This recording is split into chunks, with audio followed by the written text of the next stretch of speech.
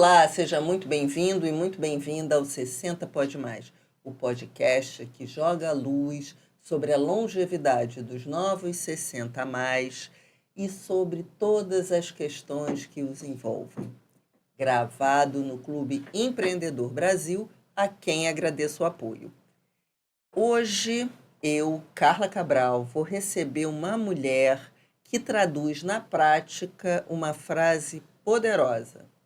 Você sempre tem uma oportunidade de fazer de novo.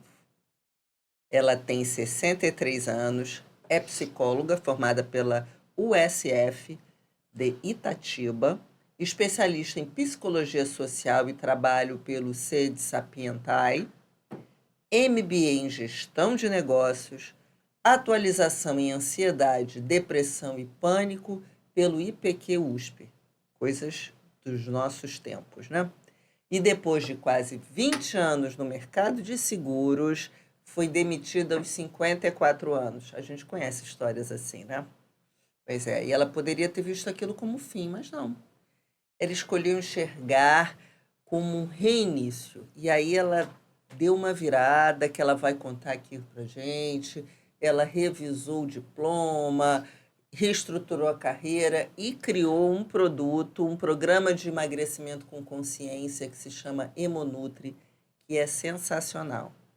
E o mês de março, por que eu estou trazendo esta pessoa maravilhosa, além de ter uma história incrível para contar para a gente, é porque o mês de março torna essa conversa sobre obesidade ainda mais significativa.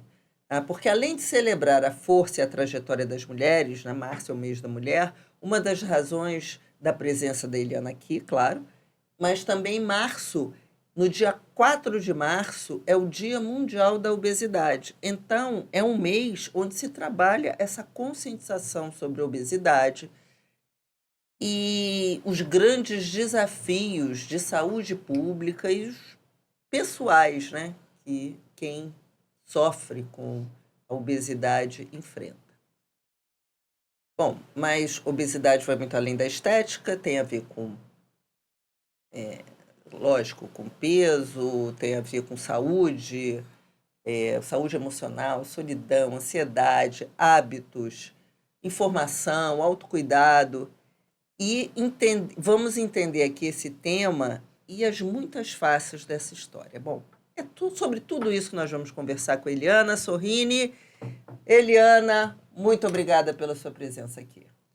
Boa tarde, Carla. Eu estou emocionada de estar aqui, de verdade. Jura, minha amiga? É, assim, muito gostoso, né? Estar aqui, ser entrevistada é sempre uma alegria compartilhada, Sim. Mas ao mesmo tempo excitante, né? O que você vai contar de tão impactante para que possa chegar nas pessoas e realmente ter uma interferência na vida delas, né? Eu acho que mais do que um papo gostoso, eu acho que você está aqui para mudar as perspectivas, né? Das mulheres 60 pode mais. Por que elas podem mais, né? Porque, na verdade, elas vão ter conhecimento, etc. Então, é sempre assim, o que eu vou falar para que seja impactante, para que o teu podcast realmente se transforme. Conte a sua história, que a sua história ela é muito importante. Ela traz exemplos positivos e as pessoas muitas vezes se transformam pelo exemplo. Da minha história, eu quero contar para vocês o seguinte. Eu quero deixar um recado que nem sempre é tão importante sofrer atropelos, né? Eu acho que a vida te dá sinais e é importante você estar atenta. Eu tenho como característica de personalidade a questão do novo. Então, o que vem agora? O que eu posso fazer de diferente? E é muito interessante que eu descobri isso após um divórcio. Porque até o divórcio, eu imaginava que eu seria uma profissional e que teria uma carreira única. E, na verdade, não só o divórcio, como quando você é demitido aos 54 anos, você precisa se revisitar e entender o seguinte: o que é que eu tenho de recurso, o que eu tenho de talento e como é que eu posso utilizar isso para que então eu possa fazer algo diferente, não só inovador, mas algo consistente. Ótimo. E foi aí que eu revisitei meu diploma. Beleza. Falei, peraí, eu tenho um diploma de psicologia. A psicologia, a terapeuta, quanto mais idade ela tem, teoricamente, mais valor ela tem, porque ela passa por toda uma vivência. Muitos anos de terapia, muitos anos de autodesenvolvimento e muitos anos treinando e desenvolvendo pessoas no mercado de seguros. Então, eu disse, espera aí, eu tenho aqui uma oportunidade de recomeçar. Ótimo. Bom, Eliana vai contar os detalhes dessa história aqui pra gente. Se você ainda não segue esse canal, clica aqui embaixo, tá? Para seguir e curte também esse episódio para que a sua plataforma preferida possa levar esse tema para mais pessoas, tá? A Eliana, você já deu para notar que ela tem, assim, uma história muito interessante, muita experiência, muita coisa bacana para trazer aqui para gente. Mas eu quero fazer uma pergunta para ela importante, porque ela estava falando aqui dos 60, os 60 pode mais, etc. Mas ela me disse uma frase, eu vou ler aqui a frase. Às vezes penso que a idade não me abala, porque imagino ter 35 anos. Isso é muito interessante, porque eu também, às vezes, acho que eu não tenho a idade que eu tenho. Também tenho 63. E aí ela continua. Mas acredito que, mesmo que tenho 35, me sinto... Mas quando acredito mesmo que tenho 35, me sinto muito cansada. O que essa frase revela sobre envelhecer? Que o corpo não acompanha necessariamente teu sonho e tua mente, né? Porque, assim, eu venho de uma trajetória de quem começou a trabalhar muito cedo, com 14 anos. Então, o exercício físico, ele entra na minha vida aos 40 anos. Né? Diferente dos jovens hoje que começam a frequentar a academia aos 15, 16 anos. Tem uma trajetória de balé a vida inteira, de yoga a vida inteira. Então, quando eu imagino que eu tenho 35 anos, é pela vitalidade. Mas eu nem sempre consigo acompanhar essa vitalidade. Então, eu não sou essa pessoa que, se eu não dormir a quantidade de horas suficiente, a minha vitalidade de 35 anos de produção, no dia seguinte, ela é inteira. Então, Sim. é isso. O cansaço, na verdade, ele é muito mais um cansaço físico. Às vezes, por despreparo. Às vezes, por falta de exercício. Às vezes, por não ter conseguido dormir o suficiente. Às vezes, por ter tido uma semana mais complicada de atividade. Então, eu digo, epa, realmente, eu não tenho toda aquela energia de 35. Mas eu, Eliana, especificamente, eu tenho certeza que eu durmo certa de que eu tenho... eu acordo assim, eu tenho 35 anos, tem tanta coisa para fazer pela vida. Então, eu tenho muito para realizar, eu tenho a sensação de muito para realizar, mas eu tenho, às vezes, o medo de não ter estrutura suficiente para eu chegar e realizar tudo. Eu acho que esse cansaço, assim, será que eu vou conseguir realizar tudo? Como será que vai ser esse processo? Por isso que eu faço exercício físico, tá? O meu objetivo é disso. Eu quero chegar aos 80 pensando que eu tenho 60. A maturidade trouxe para você uma coisa que a juventude não dava, que é um equilíbrio, uma certeza da sua potência, que eu sei, e uma liberdade emocional. Ou isso foi uma coisa que sempre você teve? Então, eu acho interessantíssimo você falar disso. Interessantíssimo, e essa pergunta ela é importante para a gente poder discutir isso com as mulheres 60 pode mais, né? Eu tenho uma trajetória, por exemplo, eu me formo em psicologia aos 30 anos. Eu era velha para conseguir o estágio e o emprego. Ou seja, aos 30 anos eu era velha. E aí é que eu começo, na verdade, como psicóloga, e depois eu mudo e vou fazer outras coisas. Mas eu tinha essa liberdade emocional que eu tenho hoje? Não tinha. Era uma outra história, era uma outra vivência, era um outro momento do Brasil. Eu acho que essa liberdade emocional que você me pergunta, ela acontece lá mais ou menos depois dos meus 50 anos.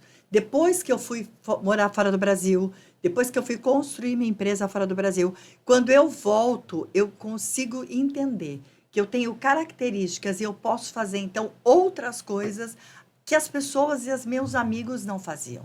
Eu sou muito diferente do meu grupo de ginásio, de colégio, de faculdade.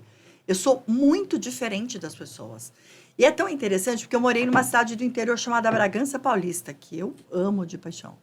E as pessoas, quando me encontram, muito tempo depois, e veem o que eu faço hoje, e me acompanham nas redes sociais, elas dizem, você era muito diferente dessa cidade pequena. Você já era uma mulher de vanguarda. Só que, muitas vezes, as pessoas percebem, como você acaba de dizer, você é uma potência, mas não necessariamente a pessoa se sente uma potência. Não necessariamente a pessoa se sente essa liberdade emocional, essa questão. Eu acho que a minha geração, a nossa geração, a liberdade emocional, ela vem juntamente com a liberdade intelectual e com a liberdade que a gente tem hoje de poder falar o que a gente quer. A gente construiu esse caminho para as mulheres 60 a mais, que não existiam, né? A gente não podia sair com qualquer roupa. Eu lembro, por exemplo, da minha mãe que não usava esmalte vermelho e não usava calça jeans quando eu tinha 8 anos. Porque mulher não usava calça jeans e mulher não usava esmalte vermelho. Eu sou de uma geração que oncinha só usava prostitutas hoje, né? Então, a gente foi transformada, né? Eu acho que a psicologia social em mim, ela tem uma vertente muito interessante, porque eu sempre analiso o mundo sobre essa perspectiva. Como é que as pessoas vivem, como é que as pessoas pensam, como é que elas estão se transformando. Então, nós somos mulheres transformadas. A nossa maternidade foi transformada, Carla, na nossa cidade.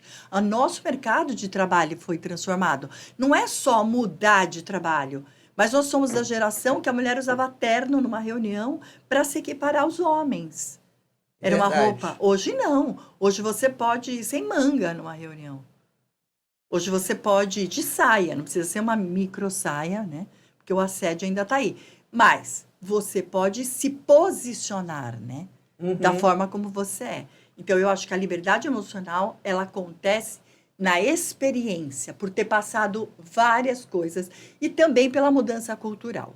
Eu acho que a gente tem uma mudança cultural que favorece com que a gente tenha mais liberdade. Certo.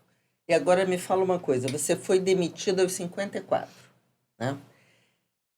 Aos 50 anos, geralmente é um marco para a pessoa, né? Muitas vezes ela é demitida, aí ela fica assim, meu Deus, e agora? O que eu vou fazer? Né? O que eu vou fazer da minha vida? Ou você começa pensando, ou mesmo que não seja demitida, a aposentadoria está chegando, eu vou ter que parar, mas eu não quero, o que eu vou fazer depois disso? Então, sim, é um marco. A minha vida foi um marco, depois dos 50 anos, porque eu comecei a pensar na aposentadoria, mas eu fui tomando decisões, né? Eu fui tomando as decisões. Perfeito. Não passei por esse processo de um acontecimento assim, de um corte brusco para poder tomar decisão. Mas você recebeu, assim, esse bilhete azul, né? É bilhete azul que fala, né? Aos 54 anos, depois de 20 anos trabalhando na área de seguros, tinha largado a sua profissão de psicóloga. Como é que foi isso? Então, é muito interessante, porque aos 50 anos, eu sou admitida numa companhia que é do Grupo BTG. E eu era, né, da mesma forma que aos 30 anos eu vou lá procurar estágio, eu não tinha estágio porque eu era velha. Aos 50 anos, aos 40 e aos 50 anos, eu pertenço a grupos onde todo mundo é muito jovem. Então, nessa empresa onde eu sou contratada aos 50 anos, na minha admissão, o RH não autorizou a minha entrada. Eu fui autorizada a entrada nessa empresa, que era uma empresa do Grupo BTG, porque a diretoria assinou e falou, não, a gente quer essa profissional, porque a gente precisa que ela abra novos negócios em parcerias no segmento de B2B2C, que eu era especialista na época.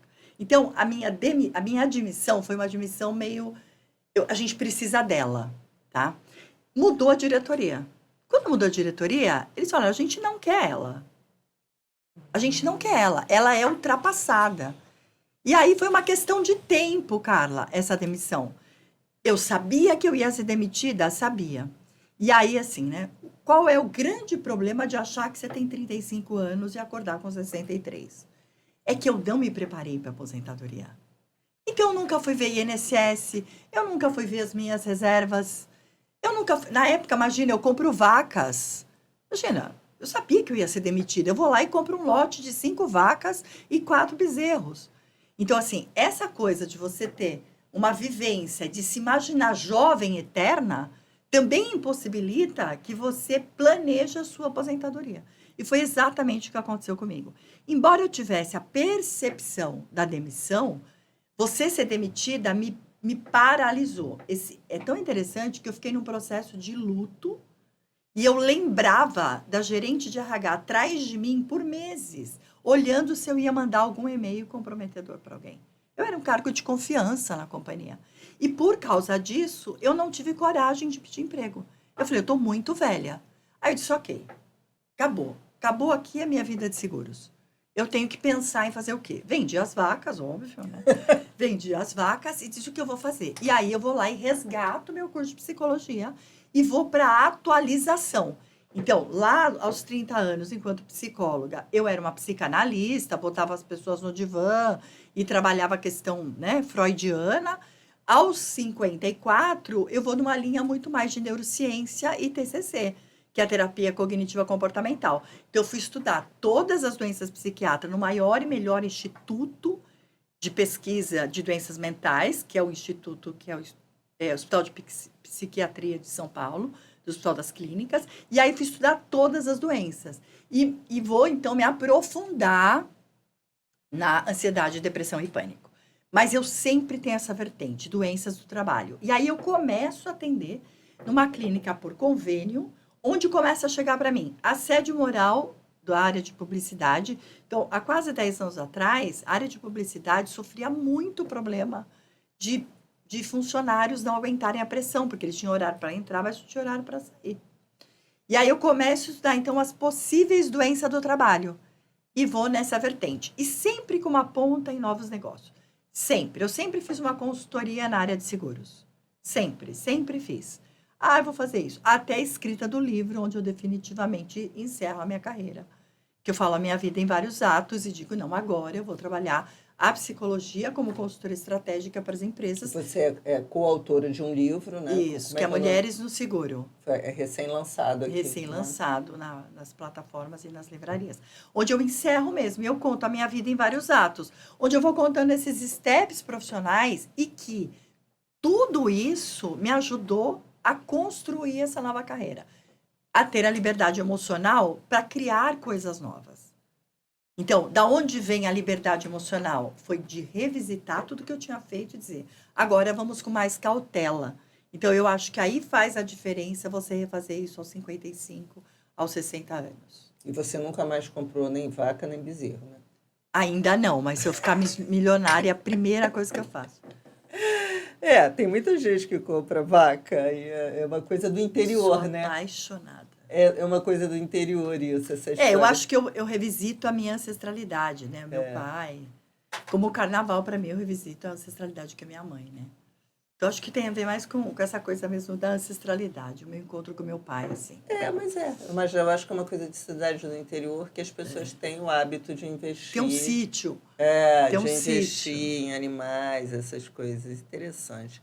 Bom, e aí, a partir daí, você falou que foi estudar o trabalho, essas doenças, depois começou a estudar a doença do trabalho. Você passou, assim, esse assunto passou a ter um papel importante na sua vida. Sim.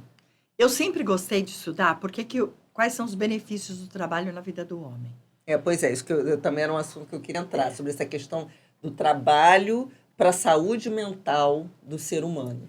Eu, de verdade, estou muito indignada com o que está acontecendo, né? Com o adoecimento das pessoas pelo trabalho. Estou estudando isso, vou ter uma fala aí, né? O que aconteceu com o Brasil, sobre doença mental. Porque desde que eu começo a trabalhar aos 14 anos, e todos os meus estudos em psicologia social e do trabalho mostra a vida com propósito na construção de alguma coisa. Então, por que a gente está adoecendo? Por que o trabalho, então, virou um ponto de adoecimento? E aí eu começo a estudar isso e quais são essas doenças, né? Então, o que eu encontro nesse processo de doença? A questão do assédio moral, né? Que é aquela cobrança de meta. Por um outro lado, eu tenho uma geração aqui que não foi preparada para a cobrança. Vamos lembrar que hoje eu tenho executivos onde eu trabalhava, por exemplo, e tinha executivos de 35 anos que eram vice-presidente, que vem de uma geração, vamos analisar, né, o comportamento humano, né, e o Brasil nessa coisa. Esse executivo de 35 anos, ele é de uma geração da mãe que trabalha fora, criado especificamente ou em escolas ou por outras pessoas, mais por outras pessoas, mais por avós, mais por babás, onde o não para ele é relativo. Há quantos anos o Brasil não respeita a polícia? Há quantos anos o Brasil não respeita o professor? Então, ele vai para o mercado de trabalho acreditando na capacidade dele, mas ele não foi preparado para lidar com relacionamento. Então, eu via muito isso onde eu trabalhava. Com a frustração, né? Não, onde eu trabalhava, Carla, a pessoa dizia, sou o number one do BTG, bababá, bababá. Ele tinha 30 anos. É óbvio que ele não entendia. Por ele ser o número 1, ele achava que bastava e era suficiente. Só que existia uma estrutura aqui de baixo, uma máquina para funcionar, que não adiantava ele ser o número 1. A máquina não acompanhou. A máquina não acompanha. Certo? Que é a questão da intergerações, da questão da geracionalidade, né? Do intercâmbio, do novo com o velho. Só que Então, isso há 10 anos atrás não se falava. Começava a aparecer esses líderes e com pessoas que não estavam preparadas para... Não, querida, agora não dá. Agora não dá. Eu preciso que você entregue isso. Não, peraí. Eu faço o máximo, eu sou o máximo. Como que eu vou te entregar isso?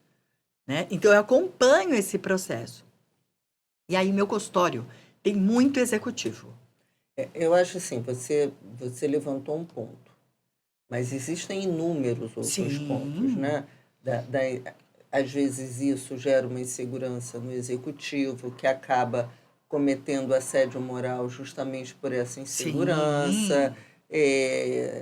Tem outros assédios, né, sexual, etc., mas essas questões, mas a questão do assédio moral, que eu acho que ele acaba cometendo a todos, né? Porque a gente acaba sempre tem uma história ruim de alguém que lidar com o chefe, ou com um colega, ou com o ambiente de competição. Mas hoje em dia o trabalho também, o que eu vejo na minha área de estudo, é que as empresas estão começando a pensar naquele líder mais humano, no trabalho mais colaborativo.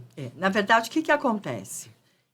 A liderança precisa mudar e tem que levar para os seus liderados. Vai funcionar e vai funcionar super bem quando o liderado entender que ele precisa encontrar propósito naquilo que ele faz e ajudar esse líder a liderar essa equipe. E esse líder estar pronto para ouvir essa equipe, porque, afinal de contas, é a equipe que vai entregar o resultado dele. Né? Só entrega o resultado. Um líder, não adianta ele ser maravilhoso. Se a equipe não entrega o resultado que ele precisa, o resultado dele não aparece. Então, qual é o caminho? O caminho é o caminho da relação, onde eu vou dizer para você, assim não. Não é assim que eu funciono. Né? Porque o assédio moral, assédio sexual, etc., a gente tem sempre que pensar que existem duas relações. A de quem é o abusador e o abusado. Essas palavras podem parecer muito fortes, mas, na verdade, é a relação da comunicação. Se aquele líder que se comunica com você, ele te opressiona, eu tenho que ter autoconhecimento, eu tenho que perceber que aquela situação me incomoda.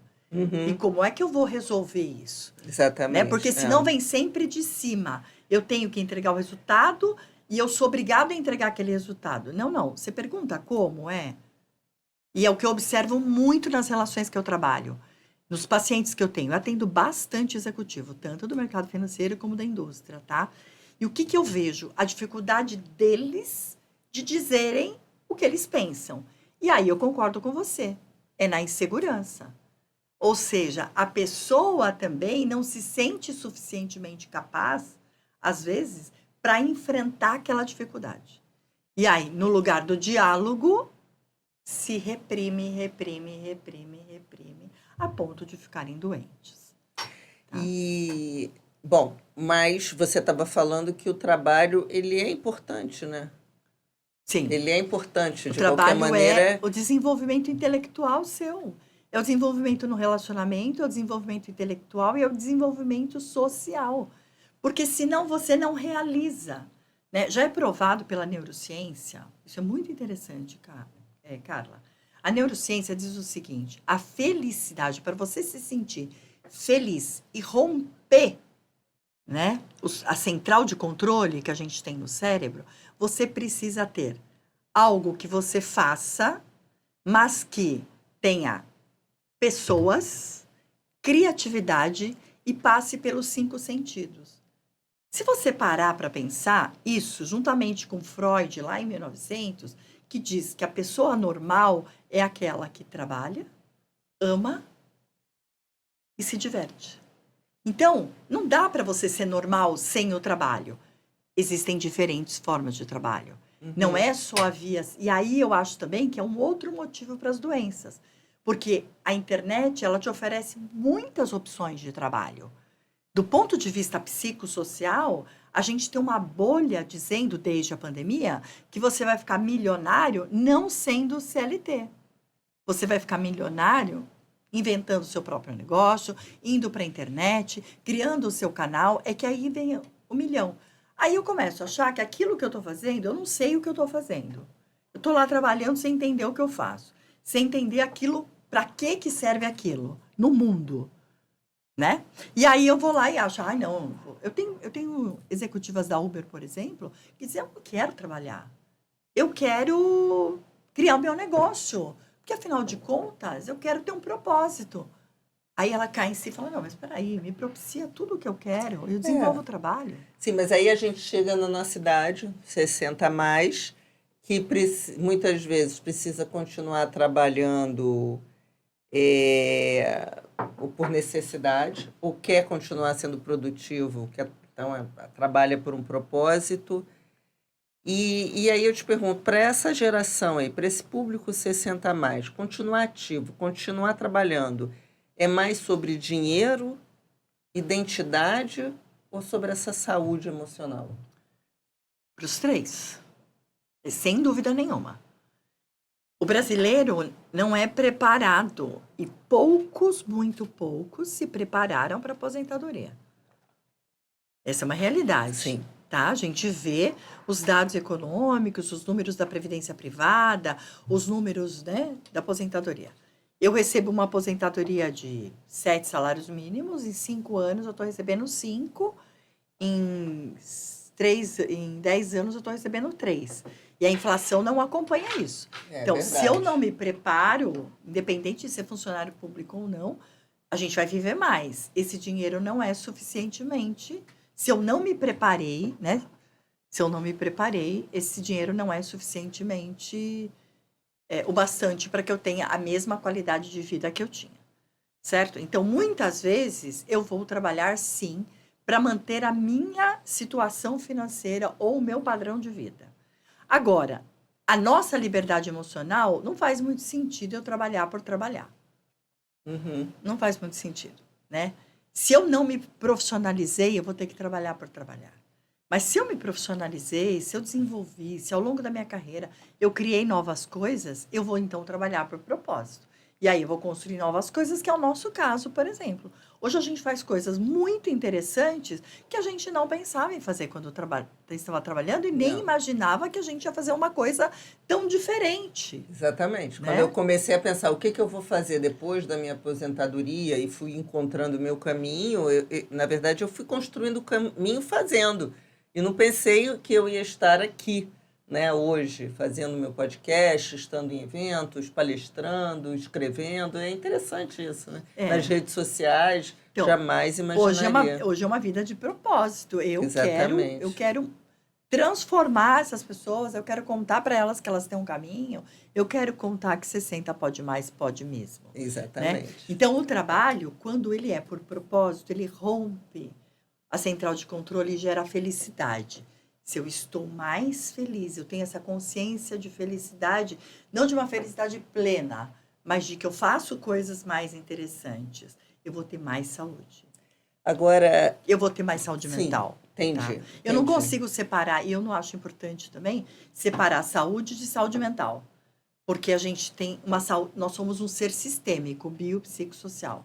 Então, se eu não estou bem num relacionamento, se eu não estou bem meu corpo, né? Se eu tô, por exemplo, com dor de estômago, não tem essa da saúde mental, né? Meu estômago tá doendo, dói tudo, né? Se eu tô num processo de muita tristeza, meu corpo reflete isso, tá? Então, saúde. A gente tem que pensar na longevidade como saúde.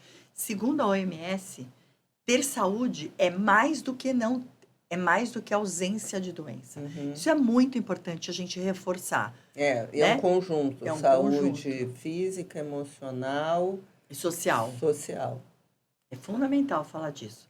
Saúde é mais do que ausência de doença. Agora, tá. Então, você foi estudar essas doenças, essa ansiedade, pânico, etc., a questão do trabalho, né? Então, você foi se reconstruindo profissionalmente, se voltando para isso, e começou a observar, que você já me contou essa história, algo muito forte nas pessoas, que era uma relação entre emoção e alimentação, né? E aí eu queria que você falasse sobre isso, sobre essa relação de emoção, alimentação, envelhecimento, rotina solitária, ganho de peso. Como é que é isso? Vamos lá. Bom, o consultório estava a pleno vapor. Eu começo o consultório em 2018. Quando chega 2020, a gente tem a pandemia. A tão pandemia. Então, o consultório lotou. E tem uma observação aqui muito, muito interessante. Eu tinha pacientes que estavam quase de alta, Carla.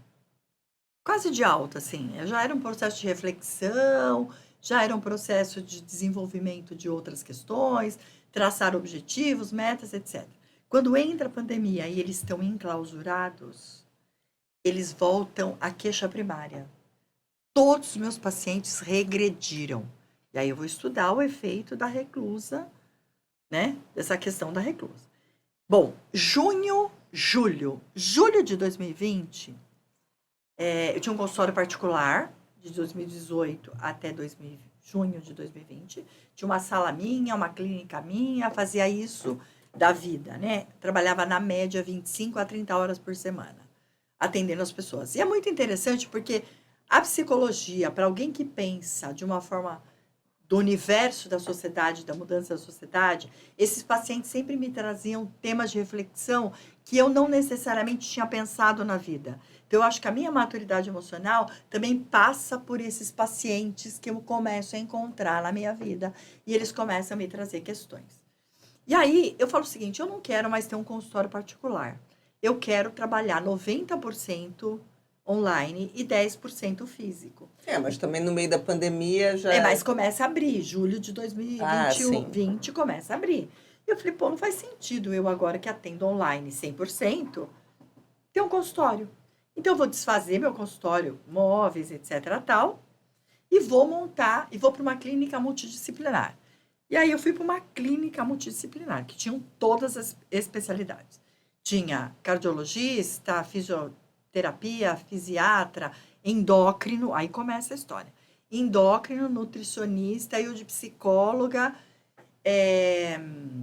reumatologista, e era uma clínica multidisciplinar. E uma nutricionista chega para mim e diz assim, aí eu começo a descobrir os bariátricos. É o auge da cirurgia bariátrica. Todo mundo querendo passar por um processo de psicologia para conseguir a cirurgia bariátrica. A pandemia, no começo da pandemia, existe sim esse discurso de que as pessoas engordaram na pandemia. Elas engordaram muito mais pelo estresse e pela falta de rotina ou mudança de rotina do que propriamente o exagero na alimentação. Teve gente que só comeu, mas está muito mais atrelado à falta de rotina, que é uma coisa que a gente vai falar. Então, essa nutricionista me chama e diz assim, Eliana, eu quero fazer alguma coisa com você. Eu falei assim, o que você quer fazer comigo? Ela falou, eu não sei. Vamos fazer uma coisa junto sobre emagrecimento? Porque eu tenho um grupo de WhatsApp, mas eu percebo que as pessoas fazem 21 dias e depois volta tudo de novo. Aí eu disse, grupo de WhatsApp. Lembrei do Vigilantes do Peso, que era grupo terapêutico. E fui atrás de um cara na internet que tinha o maior resultado em emagrecimento. Ele era um cara que as pessoas que iam para a cirurgia bariátrica faziam um programa com ele e emagreciam 30, 40 quilos. E eu conheci uma pessoa que tinha feito com ele. E aí eu disse o seguinte, me conta qual é o processo. Ela fala, o processo é psicoterapia, 3 vezes por semana em grupo, uma vez com ele e uma dieta de 1.200 calorias. Eu perdi tantos quilos e não engordei mais. Então já sei. Cheguei para ela e falei, tá montado o programa. Era uma maçã, o logo, escrito alimentação conectada às emoções.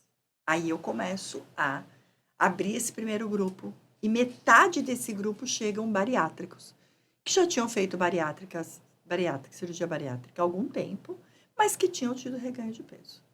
Então, a gente tinha um protocolo nutricional, mas a gente tinha o grupo terapêutico e as questões individuais que ele tinha que responder. Tinha um caderno terapêutico que ele tinha que responder. E aí eu começo a observar. Então, minha primeira observação no primeiro grupo é que as pessoas tinham dificuldade de dizer não para si mesma. Porque a obesidade, ela é, sem dúvida nenhuma, uma doença global. Hoje, diferente de 10, 20 anos atrás, obesidade não é preguiça, obesidade é multifatorial. Existe a questão genética, existe a questão social, muito importante, e existe as doenças associadas, né? A gente tem que entender que uma pessoa que toma remédios psiquiátricos, uma pessoa que faz tratamento, às vezes, de doenças raras, é muito difícil ela manter o peso dela, porque os remédios têm efeitos colaterais. Então, a gente não pode olhar para aquela pessoa e falar, ela não emagrece porque ela não emagrece. E como é que você chegou no seu programa? Então, aí nós abrimos a primeira turma e vieram esses bariátricos. Era 50% bariátricos e 50% não bariátricos. Tá? E aí eu comecei a entender por que eles ganhavam peso de novo. Eles tinham tido uma coisa muito brusca, eles tinham feito uma cirurgia, tinham perdido às vezes 40 quilos e eles tinham reganhado como 50 quilos de novo. Eu disse, mas o que acontece? E aí eu identifico o primeiro ponto. O primeiro ponto era, ele não tinha mudado a mente. Era algo externo que guiava ele no interno. Então, eu começo meu programa Você Tem Fome de Quê? Alimentação conectada às emoções. A base teórica é você tem fome de quê? E aí eu começo a identificar quais são os gatilhos que essa pessoa não conseguia dizer não para ela. Então, essa é a primeira chave, depois que eu descubro, no caso do emagrecimento, a pessoa está disposta a entrar num programa, disposta a realmente cuidar da sua saúde, dizer, eu vou identificar, eu tenho um problema de obesidade, eu tenho uma questão genética, eu tenho uma questão de doença. Isso quem faz é o endócrino, né? A avaliação médica na obesidade, ela é fundamental, tá, Carla? A gente tinha uma endócrino no grupo que avaliava todos os exames. Normalmente, 60% não tinha nada, tá? Mas é importante a avaliação. Eu não atendia, nosso grupo a gente não atendia se não tivesse a avaliação do endócrino. Eu tinha que ter essa consciência. Bom, tá tudo certo, o exame tá tudo certo, vamos pro processo. A primeira coisa que eu identifiquei foi, ele não diz não para ele. Tinha sempre um eu mereço. Tinha sempre um eu mereço. E quanto mais restritiva era a dieta, mais compulsões paralelas ele tinha. Então, ele passava o dia inteiro fazendo a nossa dieta, chegava às 5 da tarde, ele comia o brigadeiro, um monte de brigadeiro. Tá? Porque ele dizia, não, eu tô cansado. É só um brigadeiro. A gente identifica aí. Então, você tem fome de quê?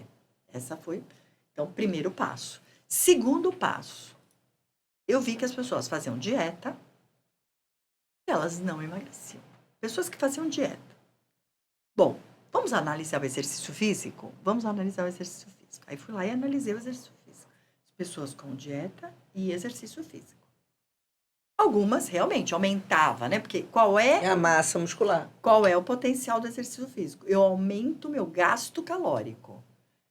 A obesidade e o processo de emagrecimento, questão número 1 é déficit calórico. Se eu gasto mais e como menos, eu vou emagrecer. Mas eu comecei a observar, na turma 1, turma 2, turma 3, turma 4, que eu tinha umas CDFs. Eu tinha pessoas que realmente seguiam a dieta, faziam exercício físico, estabeleciam rotina, mas elas não emagreciam. Aí eu falei, não, aí comecei, fiquei muito intrigada com isso. Não, tem alguma coisa aqui que não está rodando. Não roda isso aqui. Por que se ela está fazendo? E aí eu vou para o segundo ponto, que era a forma de fazer exercício. Então, ela fazia exercício porque tinham mandado ela fazer. O exercício físico tem 4 pilares: rotina, intensidade, exaustão e satisfação. Aí você emagrece. Então, eu via pessoas que falavam, não, eu andei 10 mil passos. Tá, mas não era uma rotina. Seu cérebro não entendia que aquilo que você tinha feito correspondia ao exercício físico. Você não tinha nenhum ganho com aquilo. Pô, vamos modular o exercício físico. Putz, você tem fome de quê? Comecei a trabalhar os gatilhos emocionais. Comecei a trabalhar a questão do déficit calórico. Então, eu vou te dar o exercício físico, você vai transformar em rotina, intensidade, exaustão. Eu preciso daquela exaustão, mas eu preciso ter satisfação. Então, uma dica, né? Aquela coisa do tá pago é péssimo pro cérebro. Porque meu cérebro entende que eu não quero fazer aquilo. Entendeu? É simplesmente a mente, né? Então, eu tenho que dizer para ele que eu gostei muito daquilo, que aquilo é legal para mim. E aí, eu rompo a central de controle. Putz, então a pessoa seguia a dieta, seguia o exercício físico. Apareciam algumas compulsões. Ela gastava demais. O cartão de crédito dela estourava. Ou seja, a compulsão não tem cura. Tem consciência emocional. Então, eu tenho que estar alerta que eu sou compulsiva. E que ou eu vou comer, ou eu vou gastar, ou eu vou para o sexo, ou eu vou para a droga. Mas eu vou desenvolver compulsão por alguma coisa. Né? Que é muito diferente a compulsão do comer 3 brigadeiros no aniversário. Compulsão alimentar é uma coisa muito diferente disso. Aí você tá... Mas eu queria que você chegasse no Hemonutri. Então, ele já tô no Hemonutri. Tá? O programa já é esse. Eu tô te contando... São os 4 pilares. Exatamente. Então, o primeiro pilar é o déficit calórico, certo? Então, eu fui lá e modulei o déficit calórico. Você precisa ter o déficit calórico. Ou seja, você tem que saber quanto você gasta e quanto você come, que é a dieta. Você precisa do exercício físico, nesses 4 pilares. Você precisa... Então, assim, por isso que eu tô te falando, fui passo a passo. Aí a pessoa fazia isso, a pessoa fazia isso. Aí eu descobri que ela não tem sono. O sono dela não é regular. Essa é a terceira grande descoberta e a mais importante. O sono é responsável por 65% do emagrecimento. Então, eu faço exercício, eu não como, mas eu não durmo, eu não emagreço. Porque a minha grande questão para transformar o programa no modelo que ele é hoje era levar as pessoas ao emagrecimento e não voltar a engordar.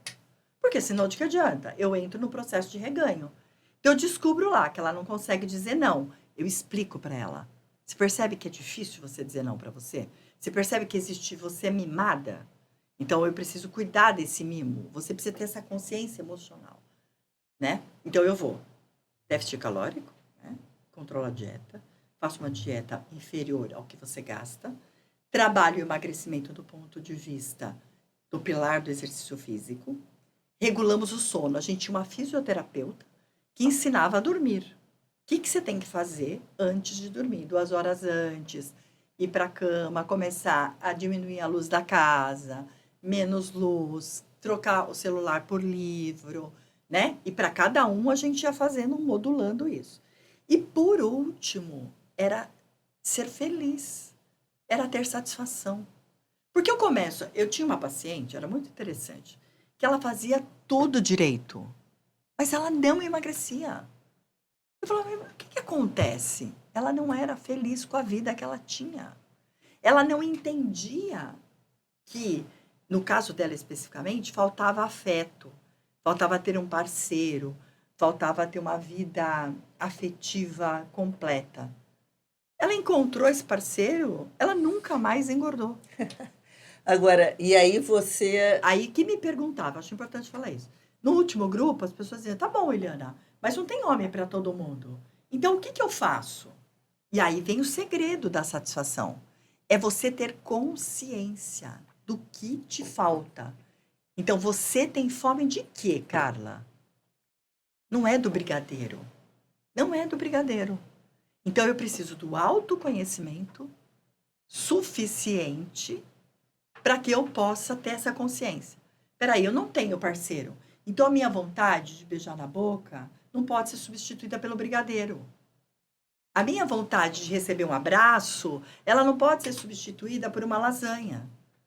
Por quê? Porque não satisfaz. E aí eu vou trabalhar e estudar profundamente a satisfação e a insatisfação. Então, a pessoa que tem, por exemplo, vamos falar agora dos exemplos dos bariátricos, das pessoas que hoje utilizam das canetas, que a gente está dizendo o seguinte, né? Nós estamos tendo uma mudança de comportamento. Os restaurantes estão mudando, os cardápios estão mudando. Por conta das canetinhas. Exatamente, né?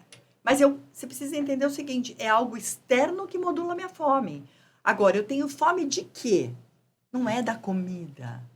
Então, a gente pratica um exercício muito interessante, que é a hora que eu acordo, isso é uma grande dica para todos os nossos ouvintes. Eu acordei, a primeira coisa que eu vou fazer é o seguinte, eu por 2 segundos, eu vou perguntar para mim, eu estou descansada? Eu descansei?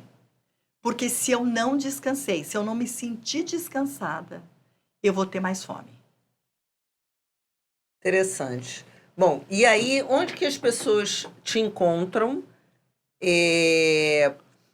para ter acesso a esse programa todo que você criou? Bom, o programa ele funciona de 2 maneiras, tá? Ele funciona, chama Hemonutri, Programa de Emagrecimento com Consciência. Ele funciona de 2 maneiras. Ele funciona numa mentoria exclusiva, eu e você, onde eu vou fazer isso. Eu vou avaliar teus exames. Você vai me contar a tua história do teu... como foi que você chegou até aqui? Né? Como foi que você chegou até aqui? Não foi do dia para a noite. Quais são os teus pontos? Porque eu preciso entender esse ciclo teu, né? Qual é a novela que você vai me contar do porquê você está nesse peso? Né? Que são as mentorias individuais e a mentoria em grupo de no máximo 5 pessoas. A mentoria em grupo, ela tem uma vantagem, porque o grupo terapêutico é muito forte. Um né? auxilia o outro no final. O grupo terapêutico, a pessoa vai expor a dor dela. E por último de tudo, que eu chego à conclusão, é por que a pessoa ela tem uma fantasia na mente de uma imagem corporal. E na mentoria individual eu chego bem profundo nisso. Qual é a imagem que você tem de você, que você nunca chega? Que é o se olhar no espelho. Eu preciso Mas a fazer pessoa isso. precisa ter um endócrino, precisa ter um nutricionista. Se ela quiser perder mais de 10 quilos, sim. Nutricionista, não necessariamente, né? Dependendo do problema dela. Mas uma pessoa que precisa perder mais de 10 quilos, não dá para fazer só com a psicologia. Precisa do médico e precisa de uma nutricionista. E como é que Tá. as pessoas te encontram? Sempre nas minhas redes sociais. @Eliana Sorrini e @Hemonutri. Mas Eliana Sorrini é isso. Tá. Então, e aí e quais os resultados que você já trouxe? Muitos resultados? Não, o resultado mais importante que a gente tem no nosso programa, Carla, é que as pessoas não voltam a engordar. Elas tomam consciência do processo dela. Elas tomam consciência de onde elas são mimadas. Elas tomam consciência do que é que está faltando. E aí, então, elas mesmas administram a fome. Eliana, então você é uma mulher incrível, porque a gente está chegando já Obrigada, no fim né? desse programa. Ter fã dessas coisas. Pois é. Mas a gente está chegando no fim desse programa, mas tinha muita coisa para falar, porque você é multifuncional, né? Você é psicóloga, tem esse seu programa de emagrecimento, gente, Hemonutri, que é bem interessante, e você trabalha sobre essa questão do trabalho. Nas empresas, eu levo a consultoria estratégica. Do porquê que as empresas não têm resultados. Você é consultora estratégica dessa questão do trabalho, e você também tem mais alguma função? Eu lembro... Não chega, né, Carla? Chega. Tá bom, chega, né? Gente. Não, eu, na verdade, eu abro todo novos negócios e parcerias para Talento Sênior no Rio de Janeiro, né? Isso, eu sou então. responsável pela Talento Sênior aqui no Rio, como novos negócios e parcerias, que é onde a gente se conheceu, é onde fez as grandes alianças no Rio de Janeiro. E nós já tivemos aqui um episódio com a Raquel Andrade, Isso. que falou sobre a Talento Sênior, que é uma empresa também bem interessante, que Ela trabalha a trabalhabilidade dos sêniors, né? A nossa capacidade de continuar produzindo e trabalhando. Se você quiser, procura ali entre os vídeos com a Raquel Andrade. Bom, Eliana, eu queria te agradecer a sua presença. Espero ter atendido suas expectativas. Não, foi maravilhoso, foi incrível. Muito obrigada. Imagina. Só queria que você respondesse com uma frase, tá? Tá, uma pergunta. Por que você, aos 60, pode mais? Porque eu tenho consciência de quem eu sou hoje no mundo. Essa consciência. Plena consciência. Plena consciência. Eu tenho consciência de quem eu sou e o que eu estou fazendo aqui. Eu posso te dizer que eu sou a paulista mais carioca que eu conheço. Eu sou muito feliz no Rio de Janeiro. E eu fazia muitos anos que eu não fazia coisas que eu gostasse tanto como eu ando fazendo agora. É sambista, toca na verdade, tocar, para mim, hoje, é a prevenção ao Alzheimer, né?